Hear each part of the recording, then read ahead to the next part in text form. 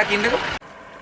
අපි නම් ඉතින් බලාපොරොත්තු වෙනවා අපිට සහනයක් වී වලට පාලන මේ මිලක් රුපියල් 50ක්වත් වාගේ ඇවිල්ලා සහනයක් ලැබෙනවා නම් පොහොර ටික හරි ආර්ථිකේ ටිකක් සාධාරණ වෙලා එනවා නම් ඉතින් අපි කැමතියි. කියන්නේ කැමැත්ත අපේ ඒක තමයි. කියන්නේ අද ජීවන මාර්ගය ගෙනිය ගන්න බොහොම කරදරයි. බොහොම කරදරයි.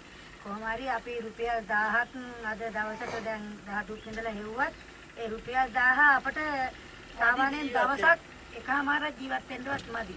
ඒ තරම් තත්ත්වයක් තමයි පවතින්නේ. ඔව් ඒක තමයි. ඉස්කෝලේ යන්නේ දෙහියත් කන්දියට.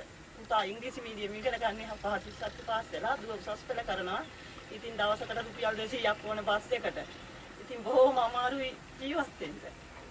එහෙනම් දුකින් තමයි අපි මේ දැන් ඉතින් දරුත් මේ ඉන්නේ කුලී කරලා. කුලී වැඩකට ගිහින් එන්නේ මේ වපුරන්න. මේ තරම් ජීවන තත්ත්වයක් අමාරුවෙන් තමයි ජීවත් වෙන්නේ.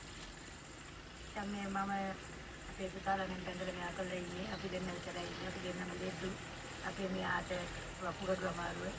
මට සීනි ඒ වුණත් ඉතින් ආර්ථිකයේ තියෙන බරපතලකමට දෙන්න කෙනෙක් නැහැ. ඉතින් ඒ අනුව ඉතින් තමයි ජීවත් වෙන්නේ. හොඳයි.